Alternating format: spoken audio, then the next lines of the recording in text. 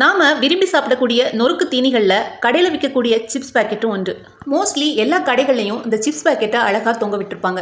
அதை பார்க்கும் போதே வாங்கி சாப்பிடணும் அப்படின்னு தோணும். அப்படி வாங்கும்போது கூட பெருசா உப்பி போன மாதிரி இருக்கக்கூடிய பாக்கெட்டை தான் நம்ம வாங்குறத வழக்கமா வச்சிருப்போம். நன்றாக உப்பி போயிருந்த பாக்கெட்ல தான் நிறைய சிப்ஸ் இருக்கிறதா நம்ம நினைச்சிருப்போம். ஆனா அதை ஓபன் பண்ணும்போது பாக்கெட்டோட பாதி அளவுக்கும் கீழே சிப்ஸ் இருக்கிறத பார்த்திருப்போம். இதனால நம்மள பல பேர் இப்படி காத்து அடைச்சு வித்து பணத்தை சம்பாதிக்கிறாங்க அப்படின்னு கம்பெனிக்காரங்களை திட்டிருப்போம். ஆனா உண்மையிலேயே இந்த கம்பெனிக்காரங்க பணத்துக்காக இந்த காத்தை அடிக்கல.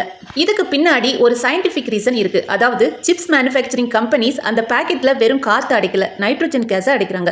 ஏன்னா சிப்ஸ் ரொம்ப லைட் வெயிட்டா இருக்கக்கூடிய ஒரு பொருள், ஈஸியா உடஞ்சும் போயிடும். அதோடு இல்லாம இந்த பாக்கெட்குள்ள நார்மல் காத்து இருந்துச்சுன்னா காட்டுல இருக்கக்கூடிய ஆக்சிஜன் வாட்டர் வேப்பரை கிரியேட் பண்ணி அதன் மூலமா சிப்ஸ் நமத்து போயிடும். அதோட கொஞ்ச நாட்களையே அந்த சிப்ஸ்ல இருக்கக்கூடிய ஈரப்பதம் மூலமா பாக்டீரியா உருவாகி சிப்ஸை கெட்டு போக வச்சிரும். ஆனா நைட்ரஜன் கேஸ்ல வாட்டர் கண்டென்ட் இல்லாதால அது பாக்டீரியாக்களை வளர விடாது. அதனால சிப்ஸும் கெட்டு போகாம கிறிஸ்பியா இருக்கும். பொதுவா எல்லா சிப்ஸ் பாக்கெட்லயும் 75% அளவுக்கு நைட்ரஜன் கேஸ் இருக்கும் அப்படிங்கிறது குறிப்பிடத்தக்கது.